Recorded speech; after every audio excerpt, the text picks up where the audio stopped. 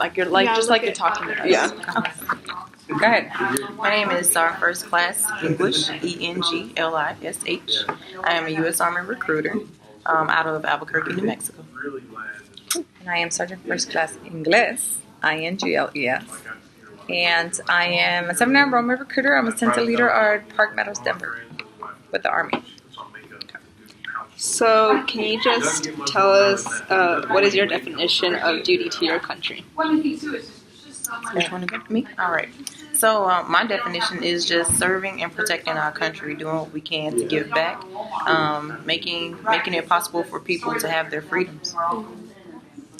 My definition of duty in my country is just be legally, morally sane, taking care of my family first of all, taking care of my surroundings, and trying to do as much as I can to be a positive influence to where I'm at.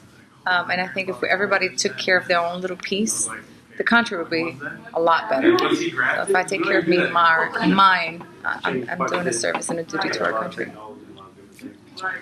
In terms of your service, what aspect was your favorite part?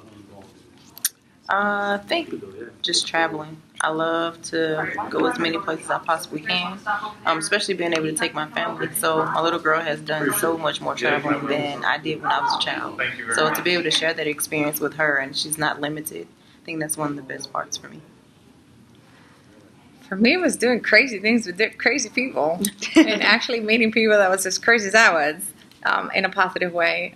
Obviously traveling, but just the diversity that you're exposed to in the Army and experience all that. For me, experience is extremely important. So just different experiences, different places, different people. I mean, I don't like humans, but I love people. If that makes any sense. Why did you enlist? I enlisted for a couple of reasons. I wanted stability. I graduated with a 3.98 GPA, and I had a 100% paid academic scholarship, but I still wanted that security. What if something happened and I lost my scholarship, then what? So I knew my education would be paid for. And I also did it because I wanted to get away from home. And my uncle told me to join the Air Force. He told me to be easier, and he told me I couldn't handle the Army physically. So I did what he told me I shouldn't do. And I joined the Army, and 14 years later, here I am. I joined because I wanted to be independent. I wanted to have my life and own it. I wanted to take care of myself. I'm the baby at 25. Don't judge me. I graduated high school early. I went to college. My daddy didn't want me to join, so I went to get some. But it was hard paying for college at that time. Talking about 20 years ago. So it was a little difficult with scholarship, 4.0 average. I graduated, and I just wanted that independence. I didn't want to put my parents through working 2 or 3 jobs, try to help me out. Me studying full-time and working. So the financial struggle was definitely one of the big things. And just growing and being independent. I was raised in the island of Puerto Rico, so I, going out there and being an adult and being able to do it on my own. So I think the independence portion of it was one of my biggest motivators. Why did you join your specific branch? I did it because my uncle told me not to.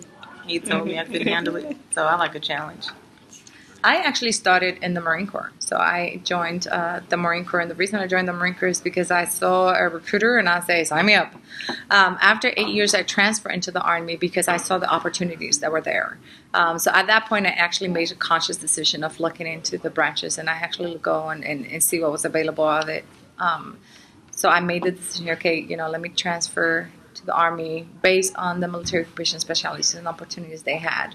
And that's the reason I'm in the Army now. It's just because career progression, job opportunities, and just more places throughout the United States and overseas that I had the option of going to. So just being bigger and having more options made me choose the Army. And then for those who plan on enlisting, what advice would you give them? I just would tell them, take full advantage of the opportunities that you're given. Nowhere else can you go and get the benefits that we get, the pay that we get, the career advancement that we get. Take full advantage of it. Free education. Get as much as you can out of it. do as much as you can, travel the world, like, do things that you normally wouldn't be able to do. And lets you look back and see, like, man, I did this, this, and this, because you'll turn around and look like, I could have taken advantage of it. I'm glad I did the things that I did do. And you'll be able to share those experiences with somebody else who weren't able to do it. So just take full advantage of the opportunity that you get. I always say it's okay to be scared. It's okay to be concerned. I mean, if something wasn't important, it wouldn't be scary, or you wouldn't be concerned about it. So don't be fearful to the point where it stops you from doing anything.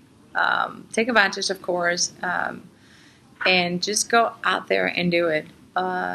Also, be the right kind of lazy. Do it once, do it right. You don't have to do it again. And don't stop. If you're in motion, you'll remain in motion. The second you stop, you're done. So just don't stop and keep moving. Gravitate to the right people. Get the right type of motivation. And be adventurous. Okay. Is that good? Where have you guys traveled to? Oh, wow. I haven't traveled nowhere near as much as she has. So I'm going to go first because she's going to put me to shame. So I've only been to Egypt. I've been to Iraq, Afghanistan, Kuwait, Virginia. I've been stationed in Texas, New Mexico, and a bunch of other little places, just traveling through and doing travel on my own. But with the military being stationed, those are all my places. I honestly think I've hit every state in the United States. I don't remember one that I haven't. Because the ones that I haven't gone with military travel, I've gone by my own. Like I went to Utah, Nebraska. I don't know why I had to go there, but I did. As far as outside the continental United States, I was stationed in Puerto Rico. I traveled some of the Virgin Islands for pleasure in my vacation time. I was stationed in Japan, in Okinawa, and from there I went to Iwakuni, mainland Japan. We went to Egypt. We stopped at the Philippines. So you got options of the things that you do military affiliated. Right now, us in the female engagement team, we get sent to all kinds of states. I think we're going to Vegas next month, and going to Puerto Rico in November. So we do a lot of military associated travel, but also you get time off. So on your vacation time, you can go anywhere. So I've taken full advantage of that, and full advantage of my financial situation, be able to coordinate enough where I've been able to travel to a lot of different places on my own. And then, thanks to the Army. What would you consider the most difficult aspect of your job? I think the most difficult, because you would think you pick one job, but there's so many aspects of that job that you learn. So going somewhere else, every time I go somewhere else, I learn something new about my job. And I like thinking that I know everything about my job, but it's like, dang, we learned that too. Like, I do that. Like, that's a part of my job. So just learning the new aspects of it and being proficient at it. But other than that, I think that's about it. For me, I think the hardest thing about my job is meeting my expectations. I think I'm my own worst critical judge, and I always want more, and just being realistic about everything that you have to do and the opportunities that you have, and just moving forward, and dealing with different people. I'm a person. I'm very focused and very oriented person. So I'm a goal-oriented person. When people are not the same as me, I have to slow down a little bit and try to get that team together. So just being my own critic and dealing with other people that don't meet my expectations, I think that's probably the hardest thing for me in general. And then, is that it? If you want to ask any other questions. I think we're good. Yeah. Any other questions? Nope, I think Ma'am? we're good. No? I don't regret it. I don't. There's good days, there's bad days. There's, like everything else. Yeah, there's days you want to punch everybody in the throat. There's days that you just want to hug everybody. Family, life, expectations is really what you make of it. It's what you want to do and where you want to get at. So you are your greatest judge, and determination is up to you. So it's fun. It's sad. It's frustrating. It's rewarding. It's a big mixture of life, And I think that's what we have to realize, that you're in control of your life. And I love it. Absolutely love it. Wouldn't be in it for 14 years if I didn't. Yay. All right. Well, thank you very much. Have a good one. Can